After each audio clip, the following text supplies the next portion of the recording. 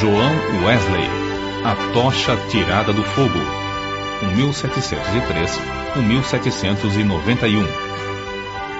O céu, à meia-noite, era iluminado pelo reflexo sombrio das chamas que devoravam vorazmente a casa do pastor Samuel Wesley. Na rua, ouviam-se os gritos: "Fogo! Fogo!" Contudo, a família do pastor continuava a dormir tranquilamente, até que os escombros ardentes caíram sobre a cama de uma filha, Hattie. A menina acordou sobressaltada e correu para o quarto do pai. Sem poder salvar coisa alguma das chamas, a família foi obrigada a sair casa afora, vestindo apenas as roupas de dormir, numa temperatura gélida. A ama, ao ser despertada pelo alarme, arrebatou a criança menor, Carlos, do berço. Chamou os outros meninos, insistindo que a seguissem, e desceu a escada. João, porém, que então contava 5 anos e meio, ficou dormindo. 3 vezes a mãe, Susana Wesley, que se achava doente, tentou debalde subir a escada. 2 vezes o pai tentou, em vão, passar pelo meio das chamas, correndo.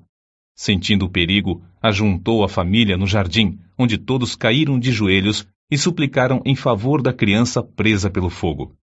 Enquanto a família orava, João acordou e, depois de tentar descer pela escada, subiu numa mala que estava em frente a uma janela, onde um vizinho o viu em pé. O vizinho chamou outras pessoas e juntos conceberam o plano de um deles subir nos ombros de um primeiro, enquanto um terceiro subia nos ombros do segundo, até alcançarem a criança. Dessa maneira, João foi salvo da casa em chamas, apenas instantes antes de o teto cair com grande fragor. O menino foi levado pelos intrépidos homens que o salvaram para os braços do pai. "Cheguem, amigos!" clamou Samuel Wesley ao receber o filhinho. "Ajoelhemo-nos e agradeçamos a Deus. Ele me restituiu todos os meus filhos. Deixem a casa arder. Os meus recursos são suficientes." 15 minutos depois, casa, livros, documentos e mobiliário não existiam mais. Anos mais tarde, em certa publicação, apareceu o retrato de João Wesley e, embaixo, a representação de uma casa ardendo com as palavras: "Não é este um tição tirado do fogo?" Zacarias capítulo 3, versículo 2. Nos escritos de Wesley foi encontrada uma referência interessante acerca desse histórico sinistro. Em 9 de fevereiro de 1750, durante um culto de vigília, cerca das 11 horas da noite, lembrei-me de que era esse o dia e a hora, havia 40 anos, em que me tiraram das chamas. Aproveitei-me do ensejo para relatar a maravilhosa providência. Os louvores e as ações de graças subiram às alturas, e grande foi o regozijo perante o Senhor. Tanto o povo como João Wesley já sabiam naquele tempo por que o Senhor o poupara do incêndio. O historiador Lecky nomeia o grande avivamento como sendo a influência que salvou a Inglaterra de uma revolução igual a que, na mesma época, deixou a França em ruínas. Dos 4 vultos que se destacaram no grande avivamento, João Wesley era o maior. Jonathan Edwards, que nasceu no mesmo ano de Wesley, faleceu 33 anos antes dele. George Whitefield, nascido 11 anos depois de Wesley, faleceu 20 anos antes dele, e Carlos Wesley continuou o seu itinerário efetivo somente por 18 anos, enquanto João continuou durante meio século. Mas a biografia deste célebre pregador, para ser completa, deve incluir a história de sua mãe, Susana. De fato, é como certo biógrafo escreveu: "Não se pode traçar a história do grande avivamento do século passado, o 1700, na Inglaterra, sem dar uma grande parte da herança merecida à mãe de João e Carlos Wesley. Isso não somente por causa da instrução que inculcou profundamente aos filhos, mas por causa da direção que deu ao avivamento. A mãe de Susana era filha de um pregador. Esforçada na obra de Deus, casou-se com o eminente ministro Samuel Annesley. Dos 25 filhos desse enlace, Susana era a 24ª. Durante a vida, seguiu o exemplo da sua mãe, passando 1 hora de madrugada e outra à noite orando e meditando sobre as Escrituras. Pelo que escreveu certo dia, vê-se como se dedicava à oração. Que Deus seja louvado por todos os dias em que nos comportamos bem. Mas estou ainda descontente, porque não desfruto muito de Deus. Sei que me conservo demasiadamente longe dele. Anseio ter a alma mais intimamente ligada a ele pela fé e amor. João era o 15º rebento dos 19 filhos de Samuel e Susannah Wesley.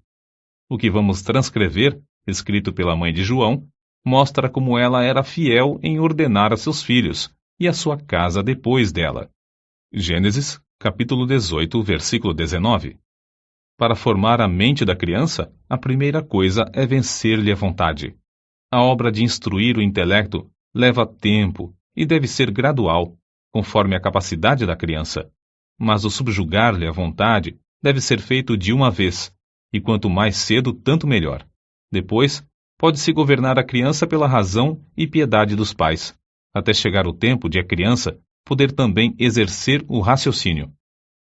Acerca do casal Wesley e seus filhos, o célebre comentador da Bíblia, Adam Clarke, escreveu: Nunca li nem ouvi falar de uma família, não conheço e nem existe outra, desde os dias de Abrão e Sara, de José e Maria de Nazaré, a qual a raça humana deve tanto.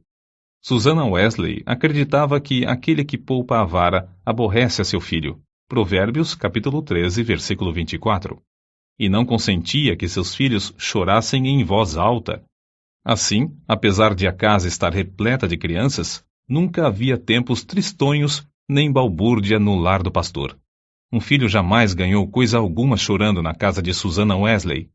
Susannah marcava o 5º aniversário de cada filho como o dia em que deviam aprender o alfabeto, e todos, a não ser 2, cumpriram a tarefa no tempo marcado. No dia seguinte, a criança que completava 5 anos e aprendia o alfabeto começava o estudo da leitura, iniciando-o com o primeiro versículo da Bíblia. Os meninos no lar de Samuel Wesley aprenderam o valor que há em observar fielmente os cultos. Não há em outras histórias fatos tão profundos e atraentes como os que constam acerca dos filhos de Samuel e Susannah Wesley, pois antes de saberem ajoelhar-se ou falar, eram instruídos a dar graças pelo alimento, por meio de acenos apropriados.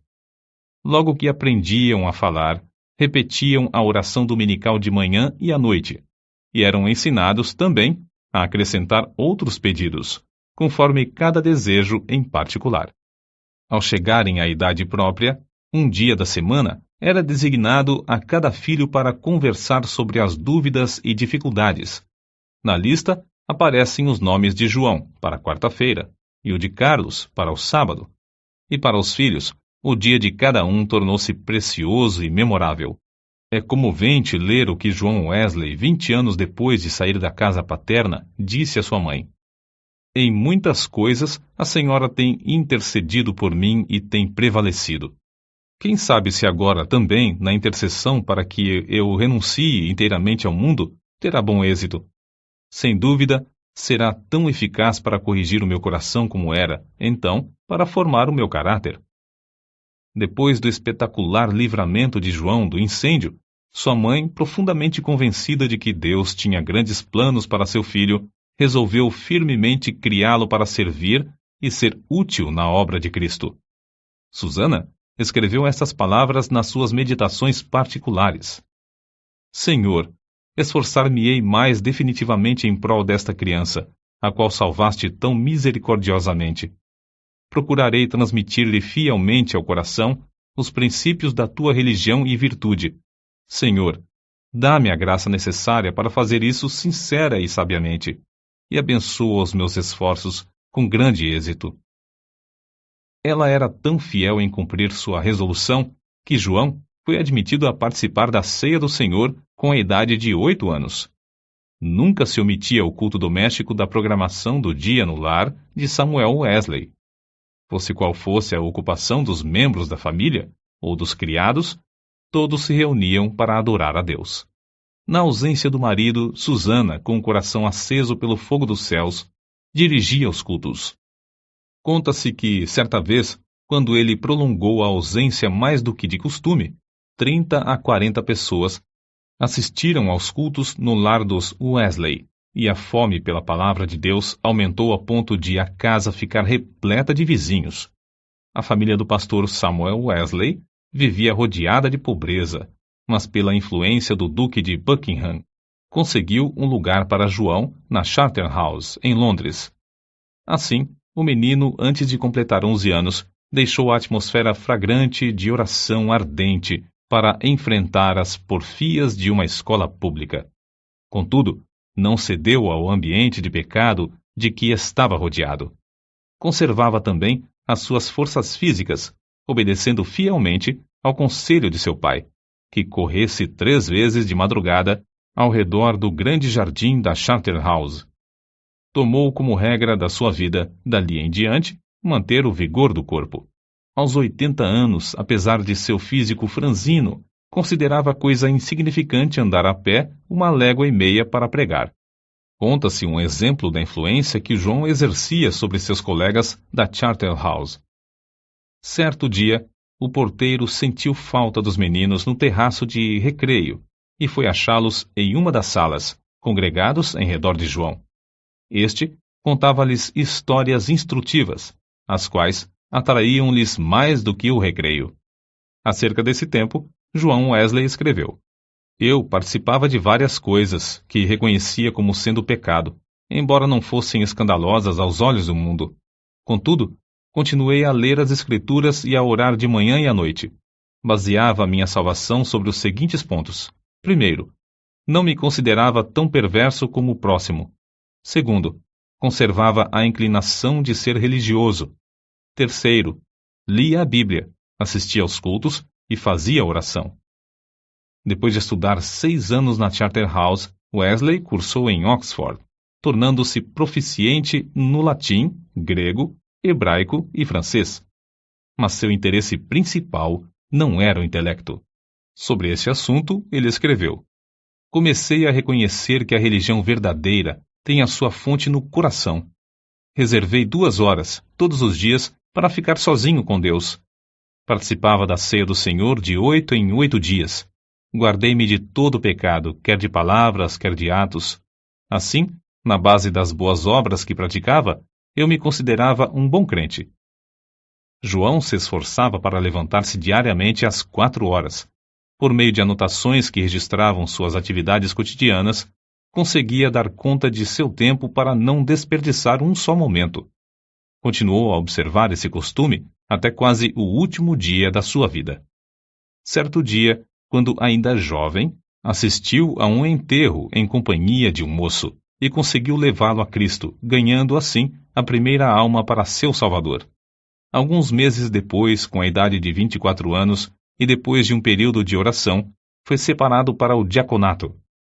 Enquanto estudava em Oxford, juntava-se a um pequeno grupo de estudantes para orar, estudar as Escrituras diariamente, jejuar às quartas e sextas-feiras, visitar os doentes e encarcerados e confortar os criminosos na hora da execução. Todas as manhãs e todas as noites, cada um passava 1 hora orando sozinho em oculto. Durante as orações, paravam de vez em quando para observar se clamavam com o devido fervor. Sempre oravam ao entrar e ao sair dos cultos na igreja. Mais tarde, 3 dos membros desse grupo tornaram-se famosos entre os crentes. Primeiro, João Wesley, que talvez tenha feito mais que qualquer outro para aprofundar a vida espiritual, não somente na época, mas também em nossos dias. Segundo, Carlos Wesley, que chegou a ser um dos mais espirituais e famosos escritores de hinos evangélicos. E terceiro, George Whitefield, que se tornou o comovente pregador ao ar livre. Naquele tempo, sentia-se a influência de João Wesley em muitas partes das Américas, e hoje ainda é sentida. Contudo, passou menos de 2 anos nesse continente, e isto durante o período de sua vida em que se achava perturbado por causa de dúvidas. Aceitou a chamada para pregar o Evangelho aos silvícolas na colônia de Geórgia, desejoso de ganhar sua salvação por meio de boas obras.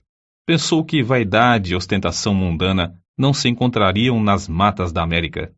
Como era característico em sua vida, a bordo do navio em viagem à América do Norte, observava com outros de seu grupo um programa para não desperdiçar um momento durante o dia. Levantava-se às 4 da manhã e deitava-se depois das 21 horas. As primeiras 3 horas do dia eram dedicadas à oração e ao estudo das Escrituras. Depois de cumprir tudo o que estava indicado no programa do dia, o cansaço era tanto que, não obstante o bramido do mar e o balanço do navio, dormiam sem perturbação, deitados sobre um cobertor estendido no convés. Na Geórgia, a população inteira afluía à igreja para ouvir a sua pregação. A influência de seus sermões foi tal que, depois de 10 dias, uma sala de baile ficou quase inteiramente abandonada, enquanto a igreja se enchia de pessoas que oravam e eram salvas. Whitefield, que desembarcou na Geórgia alguns meses depois de Wesley voltar à Inglaterra, assim descreveu o que viu.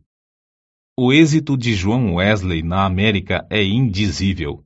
Seu nome é precioso entre o povo, onde lançou os alicerces que nem os homens nem os demônios podem abalar. Oh, que eu possa segui-lo como ele seguiu a Cristo! Porém, a Wesley faltava uma coisa muito importante, conforme se vê pelos acontecimentos que o levaram a sair da Geórgia, como ele mesmo escreveu. Faz 2 anos e quase 4 meses que deixei a minha terra natal para pregar Cristo aos índios da Geórgia. Entretanto, o que cheguei eu a saber? Ora, vim a saber o que eu menos esperava. Fui à América para converter outros, mas nunca fora realmente convertido a Deus. Depois de voltar à Inglaterra, João Wesley começou a servir a Deus com a fé de um filho e não mais com a fé de um simples servo. Acerca desse assunto, eis o que ele escreveu. Não reconhecia que esta fé era dada instantaneamente, que o homem podia sair das trevas para a luz imediatamente, do pecado e da miséria para a justiça e gozo do Espírito Santo. Examinei de novo as Escrituras sobre este ponto, especialmente Atos dos Apóstolos. Fiquei grandemente surpreendido ao ver quase que somente conversões instantâneas, quase nenhuma tão demorada como a de Saulo de Tarso. Desde então, começou a sentir mais e mais fome e sede de justiça, a justiça de Deus pela fé. Fracassara na sua primeira tentativa de pregar o Evangelho na América porque, apesar de seu zelo e bondade de caráter, o cristianismo que possuía era uma coisa que recebera por instrução. Mas a segunda etapa de seu ministério destacou-se por um êxito fenomenal. E porque o fogo de Deus ardia na sua alma, chegara a ter contato direto com Deus, através de uma experiência pessoal. Relatamos aqui, com suas próprias palavras, o episódio no qual o Espírito testificou ao seu espírito que era filho de Deus e que veio transformar completamente a sua vida. Eram quase 5 horas, hoje, quando abri o Novo Testamento, e encontrei estas palavras. Ele nos tem dado grandíssimas e preciosas promessas para que, por elas, fiqueis participantes da natureza divina. Segunda carta de Pedro, capítulo 1, versículo 4. Antes de sair, abri mais uma vez o Novo Testamento, para ler estas outras palavras. Não estás longe do reino de Deus. Marcos, capítulo 12, versículo 34. À noite, senti-me impelido a assistir em Aldersgate. Senti o coração abrasado. Confiei em Cristo, somente em Cristo, para a salvação. Foi-me dada a certeza de que Ele levara os meus pecados e de que me salvara da lei do pecado e da morte. Comecei a orar com todas as minhas forças e testifiquei a todos os presentes do que sentia no coração. Depois dessa experiência em Aldersgate, Wesley aspirava a bênçãos ainda maiores do Senhor, conforme ele mesmo escreveu. Eu suplicava a Deus que cumprisse todas as suas promessas na minha alma. O Senhor honrou este anelo, em parte, não muito depois, enquanto eu orava com Carlos, Whitefield e cerca de 60 outros crentes, em Fetter Lane. São de João Wesley também estas palavras. Cerca de 3 horas da madrugada, enquanto perseverávamos em oração, Romanos capítulo 12, versículo 12, o poder de Deus nos sobreveio de tal maneira que bradamos impulsionados de grande gozo, e muitos caíram ao chão.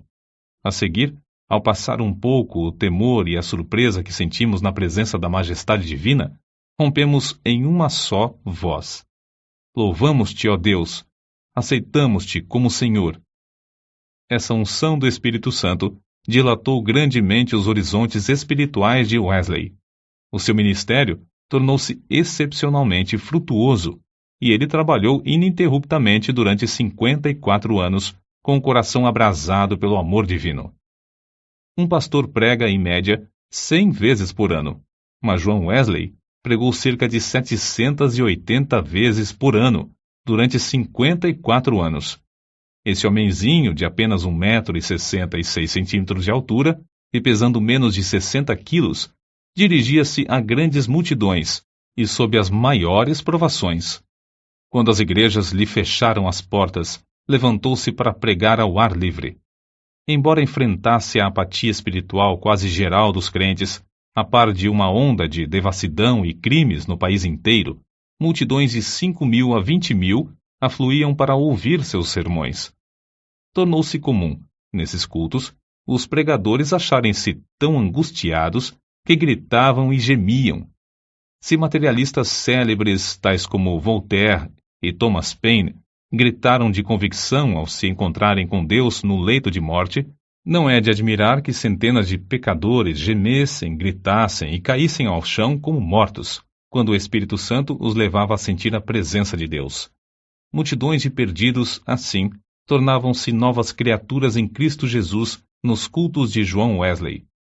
Muitas vezes, os ouvintes eram levados às alturas de amor, gozo e admiração. Recebiam também visões da perfeição divina e das excelências de Cristo, até ficarem algumas horas como mortos. Ver Apocalipse capítulo 1, versículo 17. Como todos os que invadem o território de Satanás, os irmãos Carlos e João Wesley tinham de sofrer terríveis perseguições. Em Moorfield, os inimigos do Evangelho acabaram com o culto, destruindo a mesa em que João subira para pregar, e o insultaram e maltrataram. Em Sheffield, a casa foi demolida sobre a cabeça dos crentes. Em Wednesbury, destruíram as casas, roupas e móveis dos fiéis, deixando-os desabrigados, expostos à neve e ao temporal. Diversas vezes, João Wesley foi apedrejado e arrastado como morto na rua. Certa vez, foi espancado na boca, no rosto e na cabeça até ficar coberto de sangue. Mas a perseguição por parte da igreja decadente era sua maior cruz. Foram denunciados como falsos profetas, paroleiros, impostores arrogantes, homens destros na astúcia espiritual, fanáticos, etc. Ao voltar para visitar Epworth, onde nascera e se criara, João assistiu no domingo aos cultos da manhã e da tarde na igreja onde seu pai fora fiel pastor durante muitos anos, mas não lhe foi concedida a oportunidade de falar ao povo. Às 18 horas, em pé sobre o monumento que marcava o lugar em que enterraram seu pai, ao lado da igreja, Wesley pregou ao maior auditório jamais visto em Epworth, e Deus salvou muitas almas. Qual a causa de tão grande oposição? Entre os crentes da igreja dormente, alegava-se que eram as suas pregações sobre a justificação pela fé e a santificação. Os descrentes não gostavam dele porque levou o povo a se levantar para cantar hinos às 5 da madrugada. João Wesley não somente pregava mais que os outros pregadores, mas os excedia como pastor, exortando, confortando os crentes e visitando-os de casa em casa. Nas suas viagens, andava tanto a cavalo como a pé, ora em dias ensolarados, ora sob chuvas, ora em temporais de neve. Durante os 54 anos do seu ministério, andou, em média, mais de 7.000 quilômetros por ano para alcançar os pontos de pregação. Esse homenzinho que andava tantos quilômetros ainda tinha tempo para a vida literária. Leu não menos de 1.200 tomos, a maior parte enquanto andava a cavalo. Escreveu uma gramática hebraica, outra de latim e ainda outras de francês e inglês. Serviu durante muitos anos como redator de um jornal de 56 páginas. O dicionário completo que compilou da língua inglesa era muito popular, e seu comentário sobre o Novo Testamento ainda tem grande circulação. Revisou e republicou uma biblioteca de 50 volumes, reduzindo-a para 30 volumes. O livro que escreveu sobre a filosofia natural teve grande aceitação entre o ministério. Compilou uma obra de 4 volumes sobre a história da Igreja. Escreveu e publicou um livro sobre a história de Roma e outro sobre a da Inglaterra. preparou e publicou 3 volumes sobre medicina e 6 sobre música para os cultos. Depois de sua experiência em Fetter Lane, ele e seu irmão Carlos escreveram e publicaram 54 inários. Disse que, ao todo, escreveu mais de 230 livros. Esse homem de físico franzino, ao completar 88 anos, escreveu: Durante mais de 86 anos, não experimentei qualquer debilidade de velhice. Os olhos nunca escureceram, nem perdi o meu vigor. Com a idade de 70 anos, pregou a um auditório de 30.000 pessoas, ao ar livre, e foi ouvido por todos. Aos 86 anos, fez uma viagem à Irlanda, onde, além de pregar 6 vezes ao ar livre, pregou 100 vezes em 60 cidades. Certo ouvinte assim se referiu a Wesley. Seu espírito era tão vivo como aos 53 anos, quando o encontrei pela primeira vez. Atribuiu a sua saúde aos seguintes fatores. Primeiro, ao exercício constante e ar fresco. Segundo, ao fato de nunca, mesmo doente ou com saúde, em terra ou no mar, haver perdido uma noite de sono desde o seu nascimento, o que não o impedia de participar das vigílias na igreja. Terceiro, a habilidade de dormir de dia ou de noite ao sentir-se cansado. Quarto, ao fato de, por mais de 60 anos, ter o hábito de levantar-se às 4 horas da manhã. Quinto, ao costume de sempre orar às 5 da manhã, durante mais de 50 anos. Sexto, ao fato de quase nunca sofrer de dor, desânimo ou preocupações durante a vida inteira. Não nos devemos esquecer da fonte desse vigor que John Wesley manifestava. Passava 2 horas diariamente em oração, e muitas vezes mais. Certo crente que o conhecia intimamente assim escreveu acerca dele. Considerava a oração a coisa mais importante da vida, e eu o tenho visto sair do quarto com uma serenidade de alma visível no rosto até quase brilhar. A qualquer história da vida de John Wesley faltará o ponto principal, se não se fizer menção dos cultos de vigília que se realizavam uma vez por mês entre os crentes. Esses cultos se iniciavam às 20 horas e continuavam até depois da meia-noite, ou até cair o Espírito Santo sobre eles. Baseavam tais cultos sobre as referências no Novo Testamento acerca de noites inteiras passadas em oração. Foi assim que alguém se referiu ao sucesso.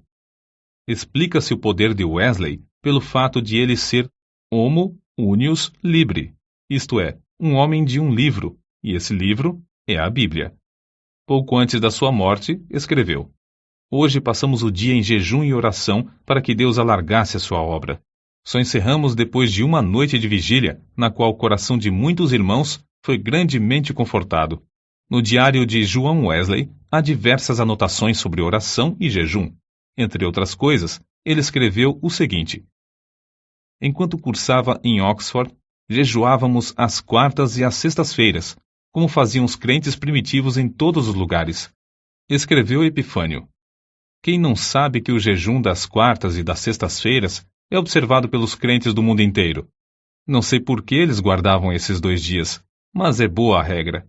Se lhes servia, também me serve. Contudo, não quero dar a entender que o único tempo de jejuar seja esses 2 dias da semana, porque muitas vezes é necessário jejuar mais do que 2 dias. É necessário permanecer sozinho e na presença de Deus enquanto jejuamos e oramos, para que Deus possa mostrar-nos a sua vontade e dar-nos direção.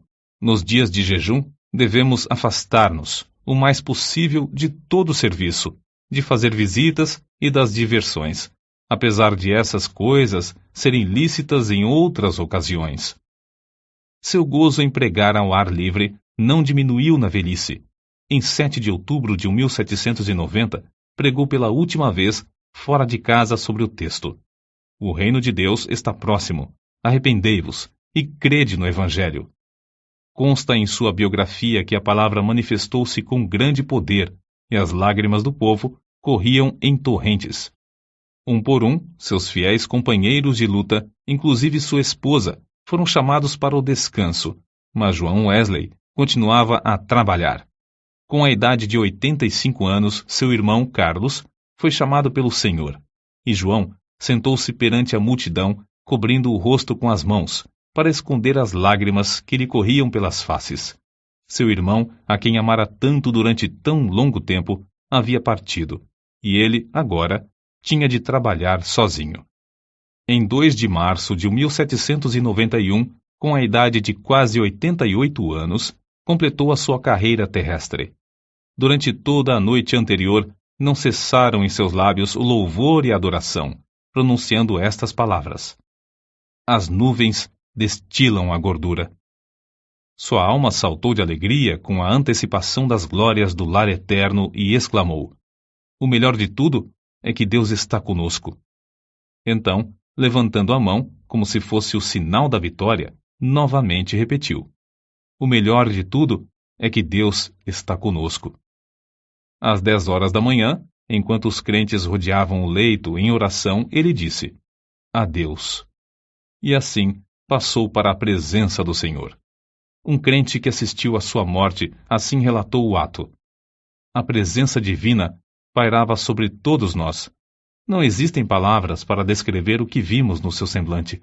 Quanto mais o fitávamos, tanto mais víamos parte dos indizíveis céus.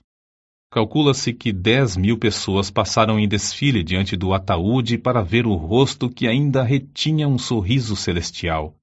Por causa das grandes massas que afluíram para honrá-lo, foi necessário enterrá-lo às 5 horas da manhã. João Wesley nasceu e criou-se em um lar onde não havia abundância de pão. Com a venda dos livros de sua autoria, ganhou uma fortuna, com a qual contribuía para a causa de Cristo.